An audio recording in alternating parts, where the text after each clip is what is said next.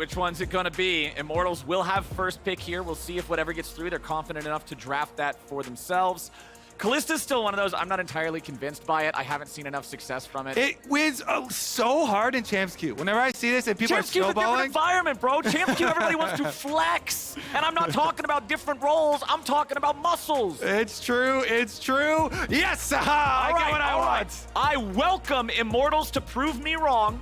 I welcome them to show me how Kalista can flex muscles. That's what I want to see. Well, what you need to flex muscles as Kalista is you need to have a jungler that can also ensure that you're allowed to push and make use of that priority that you want from a Kalista bottom lane. So we'll see about what the Kalista is going to get paired with. Renata is available, so I assume since Renata has not been taken, it's my personal favorite pairing with it. It's the most popular pairing with it. It just does so much, works so well with Kalista. It's got this perfect synergy of Kalista wants to play aggro, wants to go all in for these rend kills, and you can just pop and get a bailout. Renata also has CC, which you can set up for those kills. And even has a disengage ultimate for later. They don't go with the Renata, so no bailout for Lost. It is the older, classic model. This is Flowers. This is the classic model of Kalista aggro bottom lane before the new edition of Renata came out. The old tried and true Nautilus. Point and click, baby. You were hoping for a PS5. You got an N64. It's not a bad thing. It's just a little more dated. I'm fine. We're going to play some Smash Bros. Melee. Yeah, okay. Up here, okay? You got an old TV somewhere? 9 AI in that game, so you're going to have to teach me. That game's pretty tough. Anyway, we got Braum picked up to deal with the Nautilus. Braum, one of those champions, doesn't have the same level of engage as Nautilus does, but very strong on the opposite side, the disengage, the name of the game here for Zven. Okie dokie. I kind of like that. Braum very, very good into the aggro Nautilus lane, as you mentioned, especially into melee champs. Super good for the disengage. Plus, Corki later on, Braum can try and walk up. The Corki rockets do explode on your Braum unbreakable wall, though. So if people are standing next to you, the rocket will still explode, and they would take some splash damage. You just got to space it out a little. Exactly. All right, Poppy banned away. Fiora banned away. The Poppy ban here, I like that because you already have Kalista, and you have Corki, who also likes to package in and then Valk out. Poppy's one of those champions that can really shut down what either one of your carries might be wanting to do, so they'll take that one off the table. Irelia, the final ban here for C9, keeping revenge away from one of those carry type of champions that we've seen him play successfully before. Yeah, because you really don't want top lane carries there for Immortals to be paired with the aggressive Kalista Nautilus bottom lane. You already know, okay, Corki, Azir, that's farm lane in middle. But if Immortals have two lanes to try and play off, it would make it kind of difficult here. And I'm guessing that they are going to follow up with another jungle ban here. No, they ban out the blind pickable tank from the top side because they think Cloud9 are already showing, hey, we're going to go late. We've got Aphelios Azir. Guess what?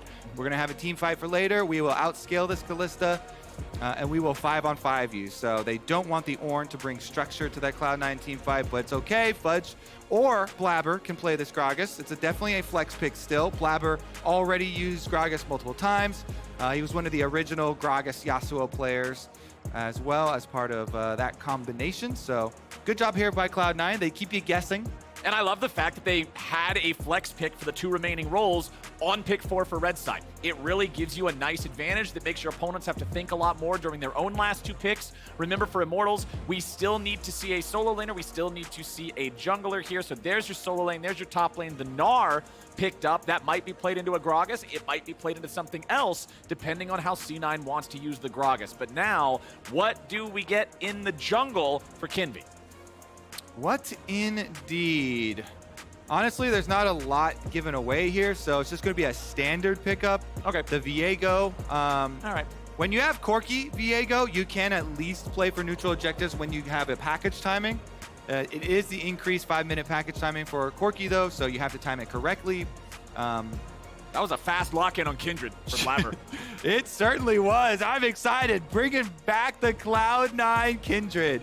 They originally did it with a supportive style mid lane, so this is more risky than we have seen previously in the LCS. A lot of times our Kindred jungles have been paired with a Karma mid, or Zillion mid was very popular when Blaber played it with Jensen. This time around, though, Jensen is farming for himself with the Azir. Yes. Azir is also a pretty good combo with Kindred, though, because when Kindred ults, oftentimes your opponents will want to jump on the ultimate also and use it with you, and Azir can just sweep them off of it. Gragas the same way. You have 2 yeet buttons with Kindred. Whenever I see Kindred locked in, your team needs at least 1 yeet. Otherwise, it's just going to be this massive game of the Kalista. You've got reset potential on Kenvi. All right, Immortals. Can we get a 2-0 weekend for Cloud9 coming back after the long break, or will Immortals get themselves on the board again? Let's see what we got here. I don't believe I've ever heard an Immortals chant, by the way. Are there any Immortals fans in the crowd? There we go. Hey. There we go. That could have gone really bad if there I wasn't know. any. I actually, as soon as I started talking, I was like, oh. As soon as you did that, dude, I was like, Monk a W. Yeah. What happened? Like, oh, thank God. Thanks for the Immortals fan in there. Let's go. All right, so Immortals, let's see how they play this one. Where do you expect to see junglers focus early on in this game? I just want to hear the chants for a while. No, I can appreciate that. It's nice. You got to relax in it. The calming Cloud9 chants. Junglers. Okay, so for Kindred players, I always think about, well, for solo queue mostly, is the level 2 red cheese ganks. Those are super frustrating for solo queue. They are way less common in pro play, and since Blaber is moving down to this bottom side, that's where he's starting. But I do want to point out that, guess what? Kenvi was also thinking that. This is the #1 thing on your mind when you play against Kindreds from solo queue is, hey, what if they go red buff level 2 cheese me? And Kenvi intelligently wards against it. He obviously has done that to other people as a prolific Kindred player himself. All right, I just want to announce, no, they didn't start with no items. This is a known bug in the current version of the Spectator client where the scoreboard just goofs out on itself. So there we go. Now everybody has items. I was paying attention to that. I was like, there's no way 3 different people didn't buy stuff at the start of this game. Thank you so much, observers. Yes, exactly. Happy face. We're in there. We got a fit. This is you. Oh. How do you like it? That's pretty good. Wait, where's his chin? Stronger jawline. There, perfect. There okay. All right, let's get into it. It is, with the ward we talked about, covering the possibility of Blaber cheese gank. They do surmise that he's probably started on the bottom side of the map because there was a pull from Zven and Berserker. Speaking of pulls. Nice job there from Ignar, going right past Zven, finding the engage onto Berserker, but then turning the aggro back onto the target that Lost could hit. You want to see this Immortals bottom lane take control early. Kalista versus Aphelios. Lots of front-loaded power for Kalista there, but Aphelios is only going to get better and better in comparison as the game goes on. Triple lane view, we can see who's got priority as Immortals is pushing the waves up in both top lane and bot lane, while C9 and Jensen have control in the mid. I love this view, actually, by the way. It makes slick, it so much easier to cast and keep track of. Obviously, I was pointing out the wards up by Revenge, and guess what? Those wards have expired. So, as a jungler, you have to look about all these possible gank angles towards Gnar. Yes. Only problem is he just popped the Scryer's Bloom, rewarded with the Scuttle Crab mark, though, top side for Kindred. So Blaber, very lucky here. 50-50'd his mark on top side. Kindred getting the first mark, very big. Remember, 4 marks get you to that big first burst of 75 extra range. And then consecutive 3 marks afterwards. Just add more and more range and power for your basic abilities. The biggest mechanic there with the Kindred. We will try to continue to update you on those Kindred stacks as best we can. I feel like you've got to be at least a little bit of a gambler to really like Kindred, because the beginning of every game is just coin flipping a Scuttle Crab, seeing which one at 50-50 is on, right? Like, obviously, you can do things like let the second one stay alive longer if it spawned on the other one or whatever, but there's still a bit of coin flippage going on. I also love it, too, because both teams end up having to be gamblers, and everybody hyper focuses. As soon as you see a Kindred mark, your team is like, oh, we got to defend it. Is he going for it? Ooh, is he going to get greedy? Yep. How greedy is this Kindred? Is this Kindred actually going to just walk in turbo int because there's a mark, you know, like deep on a Gromp or something like that? Hey, man, turbo int and great success, 2 sides of the same coin. Yeah. Just which one Which one comes The up? observers have found our... See, even the observers are like, oh my God, there's a mark in the game, baby. The observers are ready to go, Let's too. find it. Everybody is here at the Kindred Casino, ready to see if Kindred gets away with it or not. As PowerOfEvil is going to get shoved underneath this turret a little bit here. Jensen, not a ton of mana to work with, so still look at him. getting these. Get that mark. Yep, Kenvi's going to say, no, you cannot have the frog. Get this sucker quick. Also, this is the natural because he started his camp clear on top side of the map. So We're not going to talk about that. We're going to talk about killing it to keep it away from Kindred. True. He's spending the big bucks at the Kindred Casino. Meanwhile, you can often, so it is a mind game. You know that Kenvi's going to go over to clear out your Kindred mark, so they use it as a bit of timing window to invade here. Kindred and Braum. This is an insane support jungle 2v2. Braum early there gives so much power to the Kindred, who already wants to play super aggressively and can help him proc the stun. Can he get it? There it is. Kenvi's going to have to flash. Oh! He missed Winner's Bite. Should still be a kill, I would think. Blaber needs a little bit more damage. He doesn't even. It's first blood over to Zven. Here's my question. What do you got? Was that intentional 5-head move from Zven, knowing that if he hit that Q, then the kill would have gone to Blaber, and Zven wanted the kill for the last tick of Ignite. Rich Braum. Griefing your jungler? Yes. Okay. maybe Zven doesn't want to go to the Kindred Casino. He's stacking the deck in his favor. As we do have that first Drake also going over to C9 here very early. Not only do they get the kill, it's on the enemy jungler. They get his flash too. There's no way to contest it. Nice early sequence here for C9. Yeah. And as pretty much all Kindreds will do, your first mark is basically always going to be marking the enemy jungler. So yes, he is up to 3 marks now on the Kindred.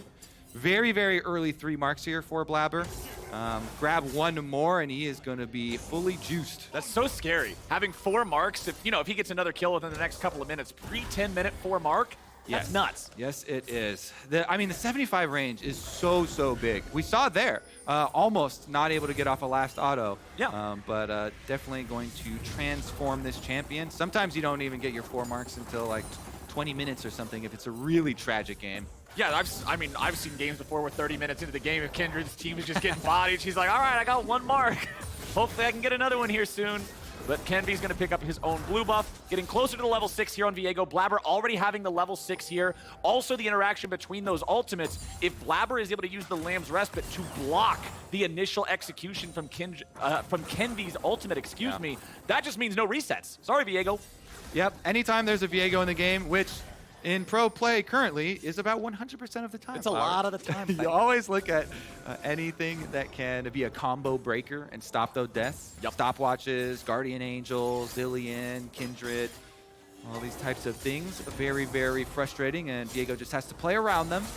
Save your ultimate until after the Kindred ultimate. Yep. Gonna have to outplay that as Blaber just walks through here, even gives the ward over to Jensen there. I mean, that is just the correct play. I've had too many times where we see people killing their own wards that they revealed. It is more money for the team, plus you still get the money if your teammate kills the ward that you have revealed. Jensen happy, Blaber happy, and this rotation up from the bottom lane for Cloud9. They give up. Let's see. I would like to actually see, since we know the Rift Herald is going to get taken, how many turret plates actually will be in payment. Sven's actually going to even threaten this Gnar, so Revenge will have to leave. Yep. He should be fine leaving. Thank you for the picture-in-picture, by the way, observers. 1 plate already taken by the bottom duo in payment for this rotation for the Rift Herald, and 2 plates now acquired for the Kalista Nautilus. And I like the fact that Immortals made that call, saying, all right, we're not going to contest them here at this Herald. This isn't a fight that we're confident we can win. Instead, just get money onto our early game carry, get money on there over to Lost. FTX total gold on the left side of your screen. It's Lost and Blaber currently neck and neck for that first place spot as C9 still keeps the manpower topside. They're not going to get the entirety of the turret with the charge. They will take it down below 1 plate, however, they got after 3 this connects. people. They're still putting the DPS into it. They're going to get this very, very close. Of course, now that last plate is hyper-reinforced. So much armor and MR on that thing. C9 will not be able to complete the entire turret. Exactly, because as those turret plates die, they get more armor and MR depending on how many champions are around it. Enemy champions are around it that kill it. So super juiced with having 3 champions around it and a bunch of turret plates taken down there. Doesn't really matter to them, though, because they leave only the remnants of that top tower standing, and they still should be able to go knock that over with a split push and cash in. Rotation up here from Immortals. After the Herald has already been taken, though, so Kalista, Nautilus on top side. Yep. And guess what? Aphelios, Braum are happy to swap again. Yeah. They're happy to farm on up. You mentioned Stay away. exactly how much Berserker just wants to scale. He's even got a cull for himself. So he's like, yikes, I am out of here. Just run around, pop my cull, keep on farming minions instead of fighting a Kalista Nautilus. Great stuff. Yep, just staying away from that early game powerhouse. Immortals seeing if there might be a play to make here in mid lane. Ignar goes for the hook. Jensen has those juke boots on always. Sidesteps out of that one. Immortals won't find any sort of a move here. Under 1 minute until the Drake. Remember, the first Drake this game was at 6 minutes. It was incredibly early, so the Drake pace here is going to be accelerated, especially if Cloud9 can secure the second one. It's going to put Immortals under a lot of extra pressure extra early. So I want to see if IMT wants to really do anything about it now, or if C9 will be able to take this one for free like they did last time. But remember, that first one did come from the kill on Kenvi as well. Yes, it did. Zven already preemptively getting that vision control as well, Flowers. So Yep. Cloud9 feel very good about this. Jensen goes in, stops the recall to delay it that much further, and I think that's gonna be enough to do it. Now, the real choice is, will PowerOfEvil pick up package? You will get a global sound and an alert if they want to fight this dragon. Okay, he does. There it is. He's got it ready Did you to go. get the sound? A bunch of dog biscuits, but now let's see where the fight goes. C9's in a bit of a bad spot. Blaber having to try to escape this one. Kenvi and Lost fighting back. Nicely done. Ignar going to be thrown back towards Zven, towards Berserker. Ignar's very low. Zven and Blaber, the same story, however. Still Lamb's Respite's available. PowerOfEvil has now arrived. IMT bought enough time for their no teleport mid laner to make it down to the fight. Ignar tries to go for a hook, looking for Jensen. PoE package! Over the wall he goes, but the Lamb's Respite is out, and this fight is about to get a little bit crazy. Cloud9 trying to keep themselves alive, but Kenvi's already found the first kill on the Zven, making a second onto Blaber. Over for PoE. Immortals smack Cloud9 around. Yeah, that blast cone that got Blaber and Zven so low before the dragon just made them juicy targets for PowerOfEvil. That is PowerOfEvil's best package all year long that he has delivered right into the backline of Cloud9. Zven jumping off that Kindred ultimate, and then Blaber as well, even after the heal. It was picked up by Kenvi, so happy to come in with the Viego, pick up the extra kills there after the ult, pick up the dragon for them, and Immortals, Flowers. Immortals coming back strong in this one. Yes, thank you. This replay of this cone. This is a dangerous, surprising cone. They have no vision, so they're just going for a gank on Kalista here. And then they are currently extremely surprised. Yeah. Oh, crap. We got to get out of here now. Zven flashes. They do get away, but they sustain so much damage that, of course, the package with Corki comes to deliver the killing blow and get Immortals. Not only the gold lead temporarily, but also the first dragon for them. Here it is. Right over Zven, the low health member, and then PoE circles around as Kenvi's happy to jump on there. He flashes forward, gets his ult. His possession means that he gets to stay inside of the Azir wall as well. So very nicely played by PoE and Kenvi.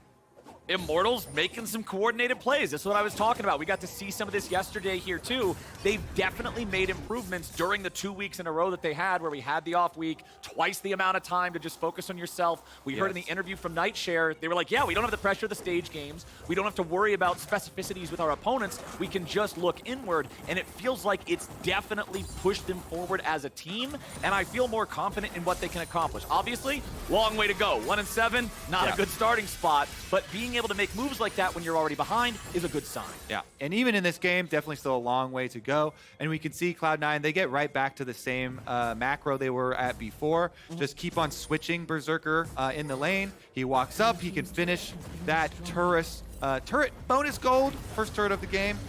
A little bit of extra gold there picked up for the Cloud9 members. Fudge and Blaber, another cone play down here to the bottom side where Revenge is freshly mini-Gnar. Yeah, Revenge Just staying close to his turret, though. Remember, without this tier 1 turret gone, it's pretty safe for Revenge to hang out here. Or is it?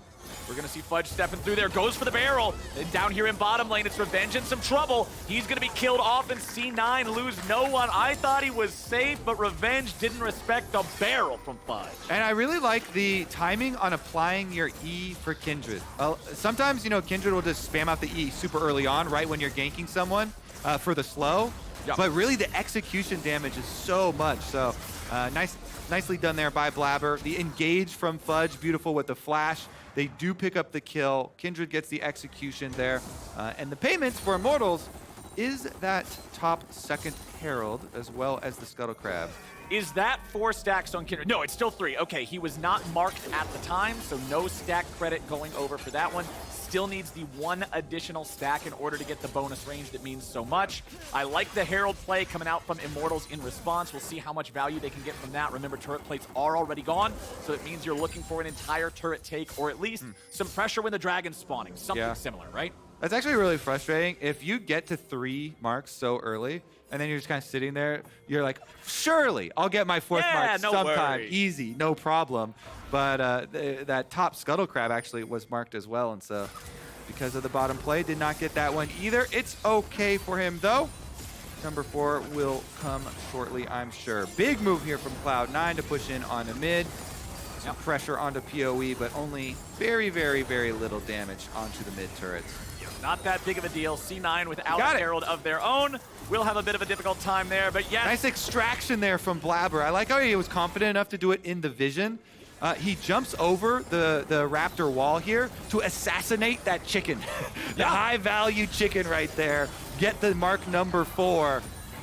Good heads-up play there from Blaber. No fear. And it's a very important timing, too. 16 minutes into the game, Tier 1 turrets falling at different spots on the Rift means we're going to start seeing these larger fights, where 75 range means a ton in terms of being able to find a position to deal damage while not just inting your own face off. Yeah, very big. Finds the presidential chicken in the back. The presidential chicken. Mr. Chicken. Marked him. Mr. Chicken did not have enough bodyguards. Blaber ran past all of them. Chicken Secret Service really leaves a lot to be desired. As Revenge and Fudge down here in bottom lane. Fudge, he was down about 30 CS or so earlier, has made up a good amount of that distance. Of course, the kills they got onto Revenge down here did him a favor with a bit of that. Everfrost, as the Mythic, provides a lot of extra playmaking. First strike on Gragas generally leads towards those more AP-heavy builds. As C9, they still got Blaber and Zven hanging out together. These two, they're really helping to illustrate what you were talking about, how deadly Braum and Kindred are together. They always explore as two. It's Zven able to face check brushes. It's Blaber there for the punish if somebody is caught isolated. As C9 will start up the 3rd Drake of the game for themselves. PowerOfEvil is about to pick up the package. Will have an Unleashed teleport ready to go. Cloud9 trying to burn down the Drake fast enough. Kenvi's going to be tagged. He will not be able to get in there, and Berserker's the one to finish off the objective. Immortals commit the package, commit the teleport from PowerOfEvil, but they are not there in time. Yeah, too slow. A little bit too slow there for Immortals. The timing with Corki has become a lot more tight when they change the package timings there to have that full 5-minute duration. Revenge, though, still going to get bottom side turret, so Immortals still pushing in, getting some gold back for themselves, cutting that lead down to a measly 200. And they're ready to try to get another charge out of this Herald here onto the tier 2. C9 really wants to stop it. They use the barrel from Fudge, getting the ulti there, and they burst down the Herald. Nicely played from C9 to stop any more collateral damage from that one. Ignar and Lost moving forward, looking for Jensen. He's in trouble, 3v1, sayonara, no way out for the C9 mid, as Lost is able to pull his own support to safety, flash out, and get them both out of there. Yeah, a little bit of lazy positioning for Jensen. I don't think he continued to respect the package. PowerOfEvil still hunting around with package, wanted to make the play here, and he falls right up on that Ignar engage. Meanwhile, bottom side Revenge now. All right, Fudge is having a good time down here with these trades so far, but he is respecting the Mega Gnar bar. Revenge gets that one, jumps away. Fudge will just go right back to farming there, gets a little bit of extra money thanks to first strike. All right, Kobe. We got about 1 minute until Baron. We got about 3.5 minutes until the Drake spawns. How are we feeling about the current state of the game? It's a very slight gold lead for Immortals, but you've got Aphelios and Azir on the side of C9. Yeah, And Kindred. Kindred is one of the strongest scaling DPS junglers for sure. And the fact that Kindred gives safety to Azir and Aphelios means so much for this late game Cloud9 team fight. You mentioned the double yeets, the Azir wall to sweep people off, and the Gragas ultimate.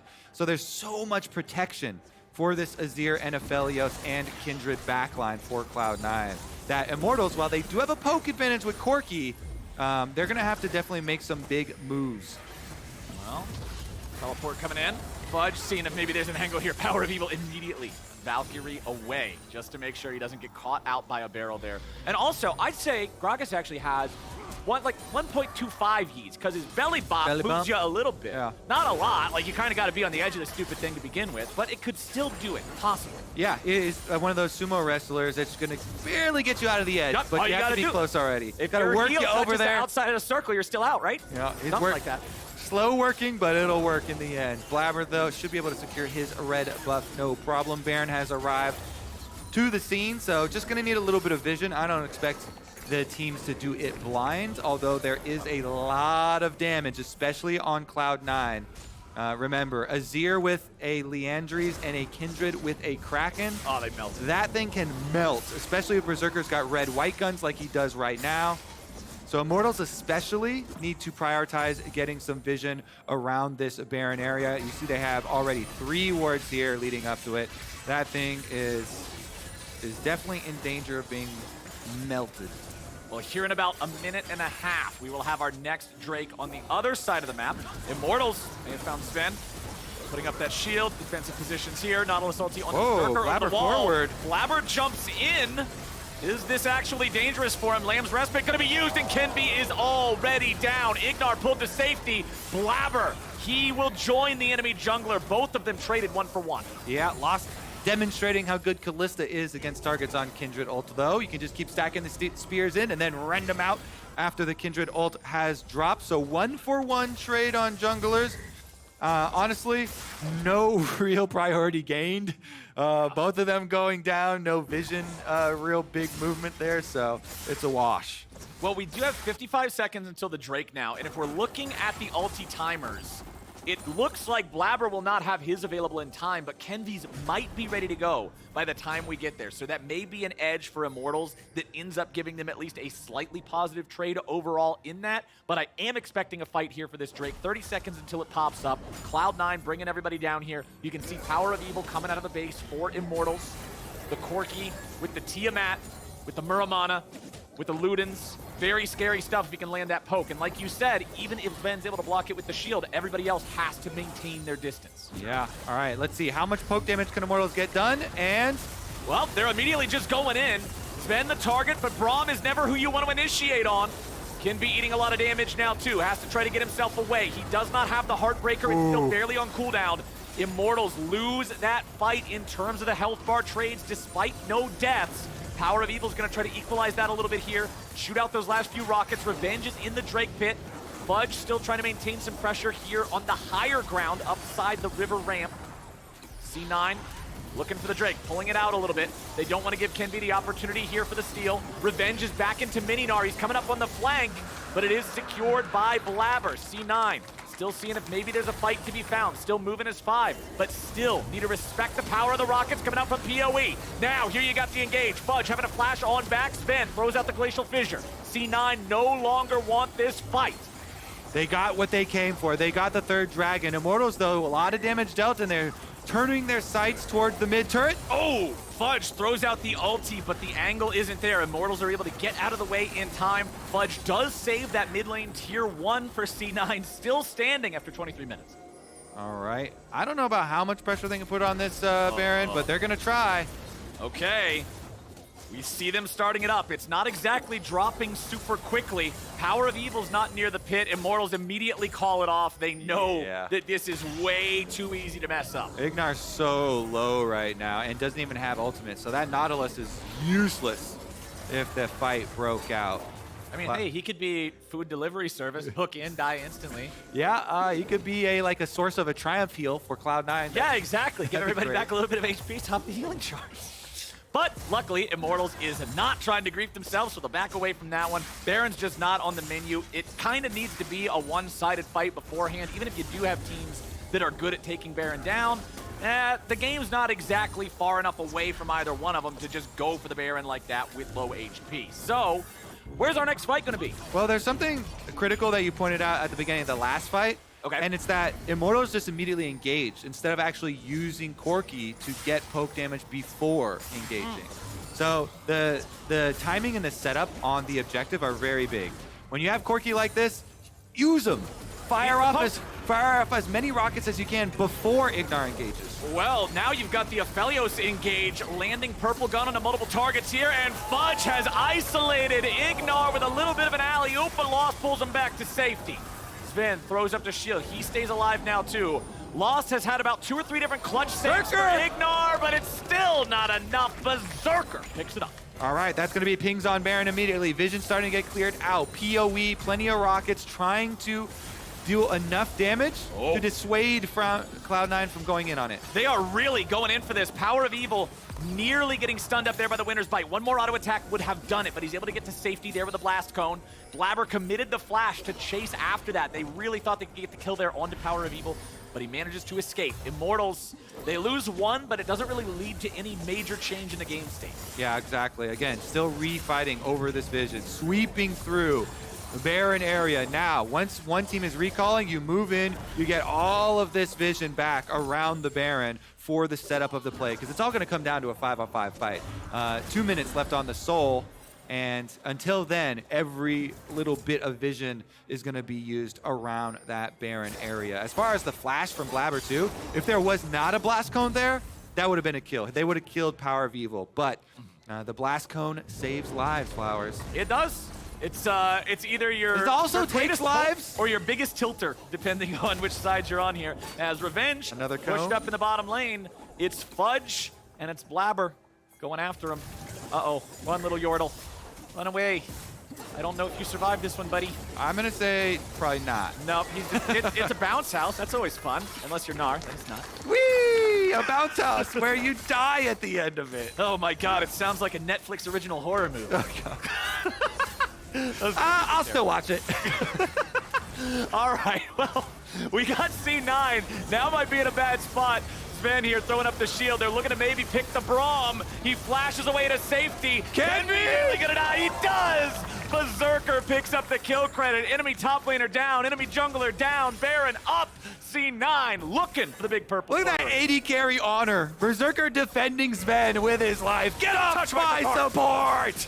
Jensen gets hooked in, though! Jensen gets hooked in, but who is really being caught? Ignar immediately has to be pulled to safety, and it's not enough to draw C9 completely away from the Baron just yet. They're still on this. 2,000 HP, 1,000 HP. Red team secures Baron Nashor. That's what the alert says, and C9 needs to get the hell out of Dodge. Fudge will be the sacrificial lamb. PowerOfEvil finishes that one off.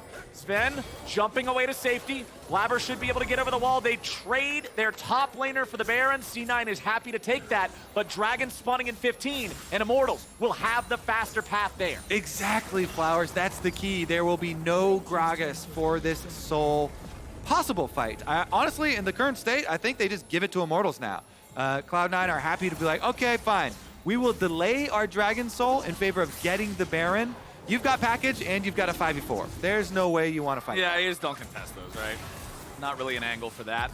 But now, C9 does have 2 minutes and 15 seconds to use this Baron. Corki package just deployed, so now PowerOfEvil does not have that extra tool. C9 has a lot of turrets they could take down. They only have 1 turret to their names in this game so far. 2 tier 1s, all 3 tier 2s still standing. Let's take another look at how this fight went. Again, we've seen so many teams all in on Braum. Zven flashes away just before Kenvi could finish him off and get his soul, and Berserker, with the Gale Force in, able to blow him up, defend his support, then switch right over to Baron. No delay. Zven jumps back into defend Jensen, but Lost also recalling Ignar means both supports disengage. And then, as you know, somebody's going to have to go down here in the end because Ignar lands the hook, and PoE extra damage finds the big one. Well, C9 have taken down their first turret with the Baron. Now they've still got a bunch of bodies grouped up here mid looking for the tier 2. It'll be Fudge on the split push game. taking down one there in the bottom side, so at least they've got all the tier 1s off the map now. Still another minute to play with this Baron buff and see what else they can acquire. Immortals still on the back foot, still trying to defend. 2,500 gold down up against a Baron buff. They're just trying to run that buff out, but Ignar goes in with a dredge line. PowerOfEvil coming in from the side here with the rockets, but Blaber is ready to stand and fight. Continues chasing after him, but now Ignar's got to be pulled to safety yet again. Fudge throws out the barrel. Now C9 with a disengage. They are 4v5 here in the bottom lane because Jensen's doing work under the tier 2 mid. Revenge still just stomping his way out of this fight. Ignar must heal up. C9 is making sure that Immortals take as long as possible regrouping, getting back to their base. And even though there are no kills, C9 gets the tier 2 mid, they get the tier 2 bot. Revenge coming back in, looking to make a little bit more happen. Everfrost goes out, but it only finds a stasis. Zven, frontline tanking yet again. Berserker looking to help him kite it out, but now Berserker's in a bad spot, wants to try to turn things around. Red Gun's ready to go, but now he has to get out. The shutdown back with the Berserker, he's gonna be traded for Ignar. Immortals cleaning up Cloud9 players. They've already found 2, Fudge will make it 3. Yeah, that was a bit of a lazy push from Cloud9. 3 members down here. That was a 5v3. Good catch from Immortals. They force it on them. Blaber farmed this whole blue quadrant of their jungle while they were doing it, so Blaber got an extra mark clearing these, and then Jensen went back to base and starts pushing out. The other 2 members of Cloud9 were farming flowers, if that's any... That's League of Legends sometimes. If that makes it easier to swallow. Here's another look at it. The recall just finishes now. So right now, Jensen is gone. The 3 members of Cloud9 try and defend Fudge here. But then all of Immortals collapse, and Blaber's like, hey guys, good luck in that 3v5. I'm going for the mark. Blaber was still on that side of the map when the fight broke out. Blaber gets the kill on Lost, and now he's ready to fight Kenvi, but I don't think this is going to be a fight anymore. Than it's just going to be a beating. PowerOfEvil takes him out there, so that'll be a 1-for-1 trade, but it's a 3-for-1 in terms of the amount of players committed. I mean, Blaber got the first kill. That's pretty cool. But yeah, definitely watching that replay as they get engaged on bottom lane, and Blaber's like, I'm going to go get a blue buff. See, y'all, there's a mark on that. That's not exactly what you're hoping for there. Obviously, not what Cloud9 would have liked to see, but hey, it happens sometimes. Still 3,000 gold up, still on Soul Point. Kindred players play with earbuds in, blasting their own tunes, you know. What do Kindred players listen? I'm trying to think of what would a Kindred, like, is it one of those relaxing, like, meditation, 10-hour YouTube things? It's like mute sounds of the forest? Yes. That's what I'm guessing. That sounds correct, right? Sounds I'm trying of to get the forest. inside the mind of a Kindred player. It's either that actually sounds more like an Ivern playlist, actually. Okay, that kind of does. Meanwhile, though, in the end, he did get that mark, so he's up to 5 now. The mark off of that blue buff that the rest of the Cloud9 members paid for. He got more marks in the first 6 minutes of the game than he did in the rest of the game put together. That's true. Sometimes that happens. That's the Kindred Casino, Flowers. Yeah. Sometimes you put it all in red, and sometimes you lose. As now, Zven and Fudge, they'll be the ones here leading the way. Those are the tanky guys. Jensen's got to be careful to not get jumped on. 45 seconds until the Drake. Immortals at 2 Drakes, Cloud9 at 3. C9 gets soul here, or if Immortals get it, that means the next one after this is a guaranteed soul for either side. It's an important objective. Baron will also not be on the map for another 18 seconds after the dragon spawns. Oh, there Fudge, is no direct trade possibility. Look at this flank. Fudge coming around. Let's see who he's able to find here. He jumps in with the Baron. Oh. It's a big old whiff. C9, you can see what they were planning, but it all goes south. Immortals disengaging from the Lamb's Respite. There comes your redemption, healing up C9 a little bit. I saw what Fudge wanted to do. We all saw what Fudge wanted to do, but then we also all saw what Fudge did, and they were not the same thing. One of these things is not like the other. One of these things got whiffed, and that's not what they hoped. You got to visualize the win first. That's what they always tell you, right? That's true. It's okay. It's okay. Fudge, however, he does not have flash any longer after looking to make that play. Also using the teleport to get the positioning for it in the first place. So C9 going to have to be a little bit careful without those tools available to go, but he does have the ulti back up and armed. So Drake's time, 3-3. PowerOfEvil had package, so he's not afraid to walk into these situations where he immediately has to jump out. Zven just punched him in the face, and he was like, package, I'm out of here. Okay, fine. That's really big for Cloud9, actually, though, because no package for this Baron fight. Immortals are actually starting it up, and with picking up that dragon, both teams are at 3 dragons, soul points. Baron at 5,000 health. Cloud9, where the hell are you guys? Immortals. Not in the pit. That's for sure. It's burn gone. this thing down for free. Nicely done. IMT. Cloud9 reeling after that failed engage play here by mid lane. They lose back-to-back objectives, Flowers. Immortals have a Corki who has fully scaled with the extra magic penetration and the playmaking ability of a stopwatch at PoE's fingertips. So the next time he goes with a package in, he can go directly into the team, not have to run away, and we will see the big plays, as well as huge poke damage here from Immortals. Oh, yeah. This, I'm actually getting a little concerned for Cloud9, despite all the powerful scaling that we're talking about them having. Immortals is doing a good job fighting back. Yes, there's still a 2,000 gold lead. It doesn't mean that much 35 minutes into the game. Not when Corki is sitting here on 5 items. Not when Corki has the ability to really take over things with some properly landed poke. I got my eyes on PowerOfEvil. If Immortals want to be able to win this, I need to see impactful, meaningful poke before the big fights.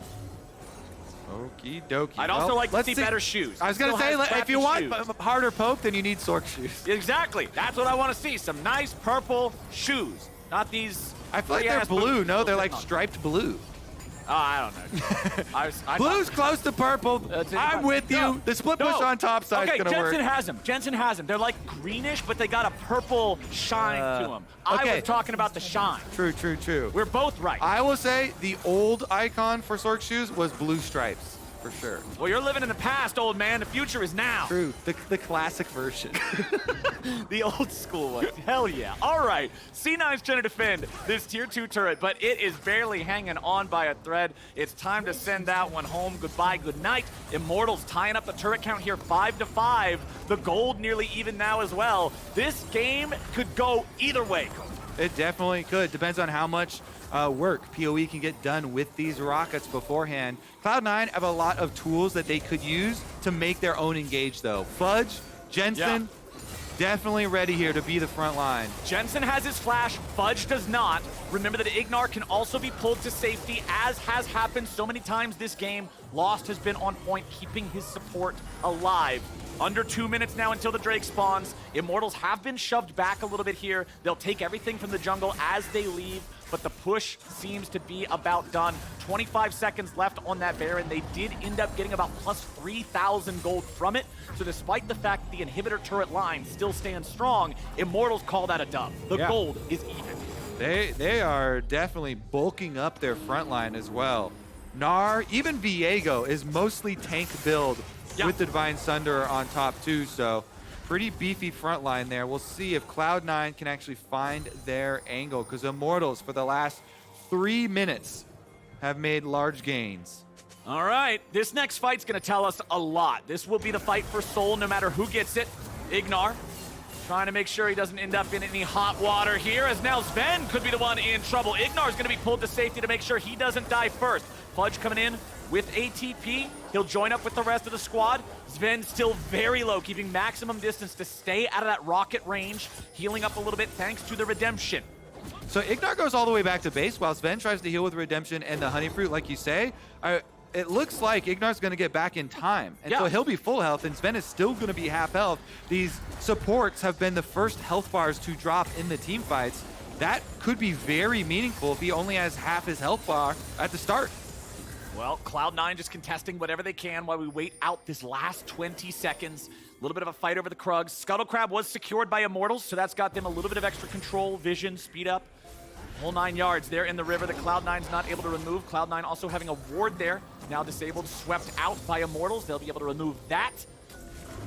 Zven still slowly regenerating. Meanwhile, Ignar doesn't have the Kalista ult to rely on, at least for this time. They're going to burn it down. Blaber, DPS might fight. Here it goes. Zven's going to be the target here at the very start, but it's going to be stolen away by Immortals. They have claimed Mountain Soul. Blaber's in the pit, but Ignar is gone. Revenge going to drop down second, and C9 has found a great fight. Fudge goes in for the flash body slam, but he can't lock anybody else down. It'll be a 2-for-1 trade for C9, but Immortals got the soul. Yeah, the Dragon reset there. Blaber went back in to try and smite it, and Dragon just reset back to the middle, started healing up into the arms of Immortals. So Immortals get the soul, while Cloud9 get the team fight, and I would rather have soul, just a little bit of extra gold for a couple kills. pales in comparison to a late-game Mountain Soul extra shield for everybody on your team for Immortals. Here's a look at that dragon. Wish we had the health bar up on it because it starts resetting right there when Blaber smites it, starts going back. And then good hands there from Kenvi as it turns around. Also a lot more dangerous as Blaber had to just queue in to try and get in range. Yep. But Cloud9 did get an extra kill, so a little bit of extra money. Immortals though, Flowers, are we living in the world where Immortals are gonna rack up Let's not an cast the curse. extra Let's win? stop your sentence before They're gonna it double finds their its LCS question mark, wins? my friend. We do have to wait and see. We are now at the point of the game where everybody is scaled. We got a lot of items on a lot of carries. It's gonna come down to who plays it better. Baron spawning in about 10 seconds. If that was up a minute earlier, Cloud9 might have been able to force something with their 4v3 on the map after the fight, but the timing didn't line up for them, so now they're gonna have to play it again. PoE, coming back, ready to go, teleport to the minion. Package is armed. IMT wanna use this. Yeah, every member of Immortals is well armed. Full inventories, mountain shield on. They are looking to finish this game in a single team fight. All right, Cloud9, they're the ones to watch for the explosive engage. Blaber loses 3/4 HP. Revenge gonna lose half of his own, but that is the C9 jungler now dangerously low. One big rocket from PowerOfEvil just kills him. He does not have the opportunity to Lamb's Respite. It just kills him if it hits. He's way over. He's going for Gromp. Blaber is going to heal off of Gromp while they're going for Baron. Immortals. This could be dangerous. He gets the Gromp heal, and he gets over. The rest of the Cloud9 team do by time. PowerOfEvil poking the rest of the team down. Blaber has healed up. Here we go. Blaber's making his way over. PowerOfEvil defensive package to get himself back to safety. Baron's down to 4,000, again. 3,000. Who's going to end up taking Blaber? Stolen away by Blaber. Fudge on the front line. He's going to be in some trouble. He's going to be dead instantly. Kenvi going in with the stolen Gragas body, looking for a little bit more. Berserker fires off the ulti, but he ain't going to get much, except a nice golden tombstone. Revenge looks for more. Blaber stunned up into the wall, and IMT might just win it here. Long have we awaited. Immortals activated. They're going to get inside the base, Flowers. Fully scaled, level 18, Corki coming at you. Zven and Jensen must try to hold 2v5. They stole away the Baron thanks to Blaber, but Immortals wants to end it. And I'm not just talking about the game, I'm talking about the loss streak. I'm talking about the bad vibes. I'm talking about Immortals putting in work these last 2 weeks. They get rid of Zven, they get rid of Jensen, and Immortals just took out Cloud9. Look at his face. He is so damn happy. I love that.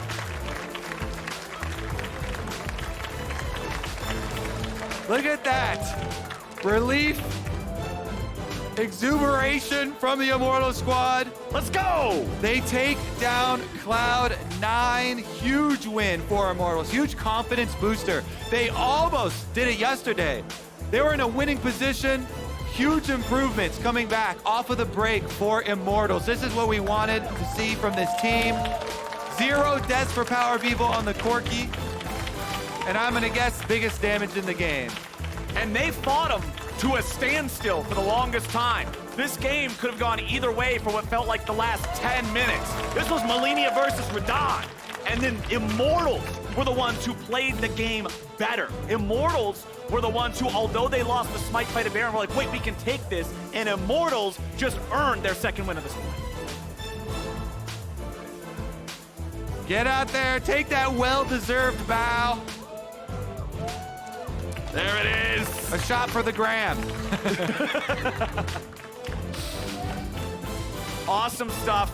You said PowerOfEvil, 0 deaths. PowerOfEvil also just being massive in that one. 100% kill participation, getting everything done that he needed to get done as soon as he was starting to land that poke. The package deliveries from the one that we saw in the bottom lane around that second Drake to make it happen after the blast cone play. Immortals are figuring it out, damn it. I came into this week, I said, figure it out, and they're figuring it out. I always love, like you talk about it too, the smiles after you've been working so hard and you've been losing so many games, all of that pressure just kind of released off your shoulders. Really big stuff for them. That's going to be a big one. PowerOfEvil going to join high as well for a pro-to-pro. Love those breakdowns. We're going to get some more insight. That is going to be sick, but of course, we do